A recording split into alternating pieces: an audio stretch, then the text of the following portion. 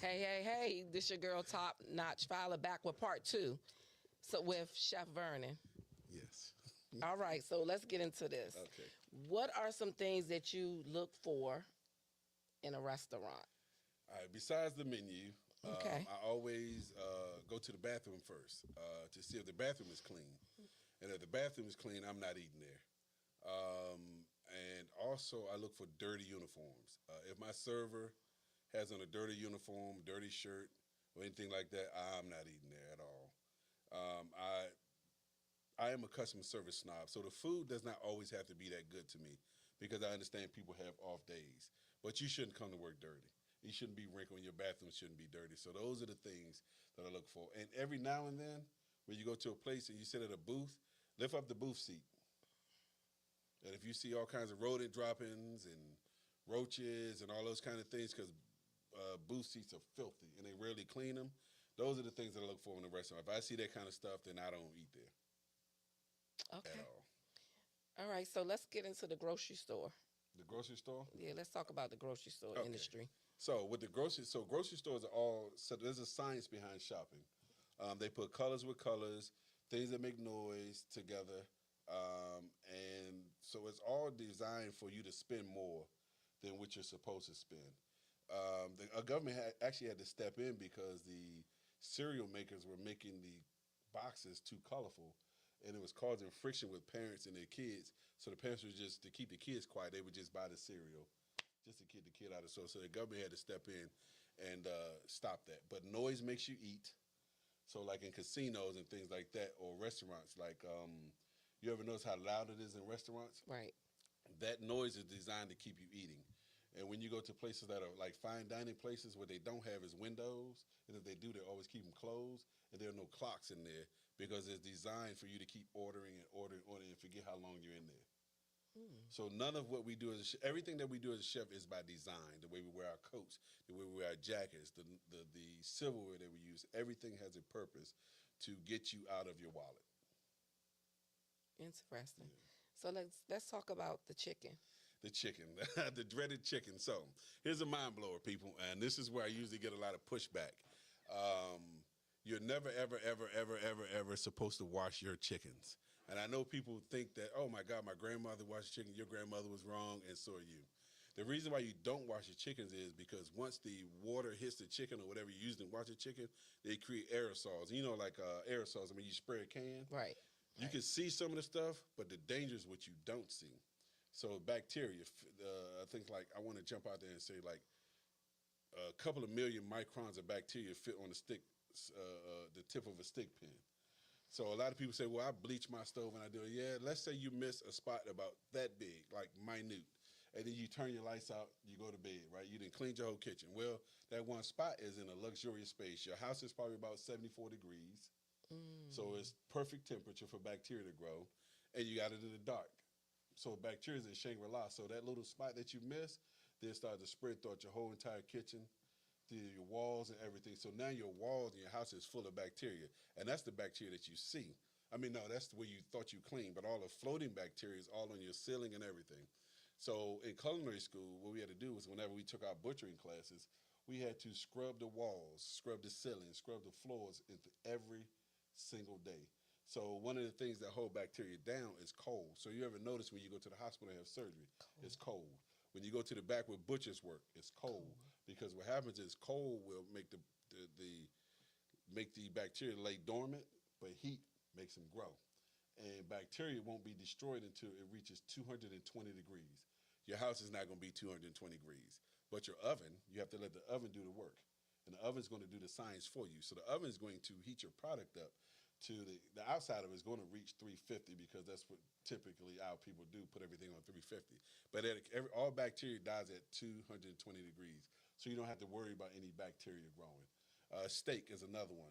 You don't have to really cook steak. All you have to do is sear the outside of it, and you can eat the steak raw because the inside of the steak and the inside of the chicken is sterile. The bacteria is only on the outside. So you can eat a steak raw as long as you sear the outside of it, hamburger, because you're taking it and grinding and you're taking the bacteria in the outside and mixing it in, you have to cook those at certain temperatures in order to kill the bacteria. Okay. Yeah. Okay. Don't wash your chickens. And I challenge anybody out there to find me a recipe that says you're supposed to wash your chicken. And I'm not talking about no TikTok people who don't know what they're doing or none of this stuff off social media. I mean like a real recipe that says wash your chickens. And you can hit me up at Dooney'sDiner.com. And if you find me a recipe that says you wash your chickens, I will make you a meal on me. I'll make you a crab cake sandwich and some lamb chops. But you won't find a recipe that says wash your chickens. So is there anything else we need to know since we're doing part 2? What else we need to know? Just like I said, if you want to get into this business, make sure you want to get into this business because this is a hard business. There are no chairs in kitchens. We usually stand for 10 to 15 hours a day. Spend money on shoes. Don't buy the cheap $50 shoes. Get you some really, really great shoes. I mean, I wear Hokas and clogs, and I like spend really good money on my shoes because this is how I make my money. But really know that you want to get into this because Valentine's Day is not yours anymore. No holidays belong to you. You'll be out grinding to make the money. So Make the money. yeah. Okay, Terry, you got any questions for Chef Vernon? I wanted him to talk about the designer food. Oh, yeah. Oh, you mean like labels? Labels. Okay, so this is not. So I used to teach a grocery shopping class, and one of the things I used to do was take people to the stores, and then I would show them the store brand versus the fancier brand, and I would let them know that it's the same exact thing because Dole is not the only. I mean, corn is corn is corn is corn.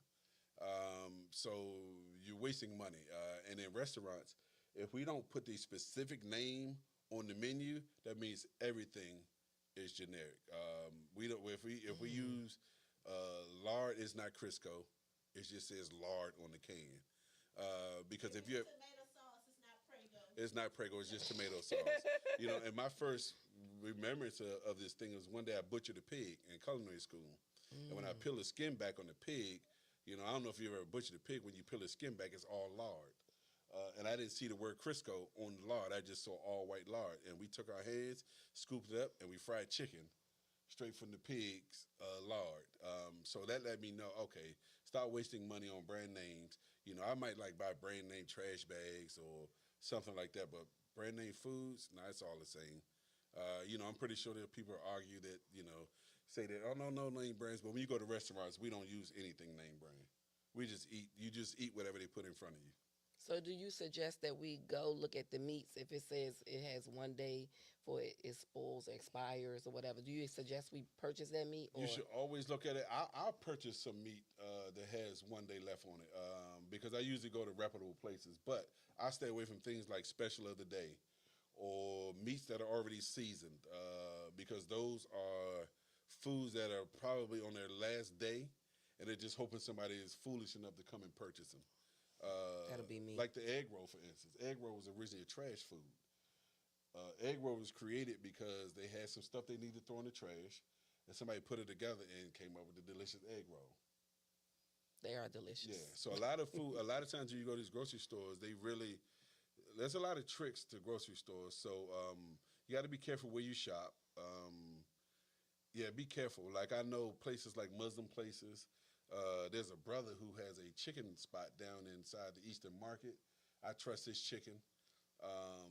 But yeah, and even things like chicken has grades on it. Did you know that? No, I didn't know that. So if you get a chicken with like a feather on it, that's not a grade A chicken. Because grade A chickens should have no feathers, no bruises, no broken bones. So you can look at the packaging or ask about it, and they'll tell you. Just like eggs, all eggs have grades on them. So meat is the same way, has a grade. Okay. It should be free from bruises, free from feathers, free from broken bones, and things like that. But we in a city, right? We're not Southerners, right? But we're in a city, so it's like different. We don't have slaughterhouses and things like that, or do we? So all the slaughterhouses, if I'm not mistaken, were moved to the Midwest. So like farmers and stuff who have cattle, they have to actually load their cattle up and send them to the Midwest to be slaughtered, and then they come back. But we're in the South, though. Did you know that? Well, okay, Yeah, Maryland DC is is a little, yeah. yeah, southern. So, but yeah, they took all of the slaughterhouses out, and then I'm glad you brought that up. So people say about the chicken, well, I got to clean the blood out. Well, that's not blood. That's called purge. What happens to the bird as part of the aging process when it's cryovac. All the blood is drained out of the chicken, and they make weightlifting products like protein shakes and protein bars with the animal blood. And then things like the bones and stuff are used to make broth Mm. because broth is made from bones, unless you got like a vegetable broth. Like before, they would give away bones. Now they actually sell bones to make like broth and stuff like that. So nothing goes to waste. Everything on the bird is broken down, or on the animal is broken down and used for something different, for something else. Okay, so what grocery stores do you tend to shop at? So if I'm doing like big events for like a couple of hundred people, I'll go to like Restaurant Depot Okay. or something like that. If I'm doing like 50 people or something, I go to Sam's. I don't go to Costco because Costco is I'm sorry. I hope this doesn't offend anybody, but Costco is considered housewife shopping, like stuff for your house. If you want to make some money, go to Sam's because they have better pricing. Okay. If I'm doing like smaller events or I need smaller things, believe it or not, I go to Walmart. Why do I go to Walmart? Because they did a study a couple of years ago about grocery stores, and Safeway and all these other grocery stores are like at the bottom of the list. Walmart was at the top of the list because Walmart does not have a huge backstock. They get everything today and they sell it all today, and then they get another treatment at 9. So you ever know that they run out of stuff fast because they don't get a lot of stuff. They get it, they sell it, then they get more. They get it, then they sell it, and they get more. So if I'm doing like small shopping, I know people are so anti-Walmart, but the truth is, it's all the same product, just a different piece of paper on the outside of the can. Okay. Yeah. Okay. Anything else? No, just eat clean. Nah, just eat and try different things. And Wait, I do have a question. Okay, What Terry. about the Amish markets? Amish markets are great places to shop Okay, good. because it's only touched by one group of people. They don't send it up to be processed. They're processing everything right there. So if I had to choose, I would always go with Amish markets because everything is handmade. There's not a lot of processing. They don't use a lot of artificial anything. They give it straight to you. Now, spoilage goes fast, so I wouldn't purchase a lot of it because our food that we got at grocery stores is pumped with so much stuff that gives it shelf life, where the Amish people, they just kill their chickens, and you might get a few days on that chicken. Well, you can freeze it though. You can freeze it, yeah. Yeah. Yeah. They got some. I didn't know. I went to the Amish market. I got some great meat. Yeah, yeah, because they're growing it. You know what they're feeding it, Yeah. and then they sell it to you. But if you ever get to like go out, like for instance, any meat that you get from New Zealand, I'm sorry, it's probably the best because of the grass. So it all depends on where it comes from initially. Yeah. Okay. You really educated the people tonight. We had to come back and do a part 2 on talks with Topnotch because I needed this to be heard because these are things I did not know. Go ahead. And I got a Chef Vernon. pop-up that I'm doing in February, but it's in Argentina. Yeah, we won't make it. No, here's the deal. So I'm going to pop up in Argentina, and one of my goals is to take people back and forth to Argentina. So right now I'm doing the infused pop-up. I try to stay away from that business for a long time. Right. But I had an opportunity in Argentina to do so. So February is going to be the first pop-up. So we're doing like a reach because I opened a clothing store in Argentina when I was there. So we're doing food and clothes. And then not this trip coming up, but the next one, I'm going to take people there to hike and experience Argentina and experience the food. Oh, wow. Yeah. That's amazing. Yeah. You got big things lined up. Yeah. Chef I'm getting Vernon? old, so I'm trying to get everything together before I leave this beautiful earth I that like we call that. home. I like that. Yeah. All right, so we out, y'all. This is part 2 of Talks with Topnotch. We catch y'all when we catch y'all. Yeah. You heard them. We just educated you. Yep.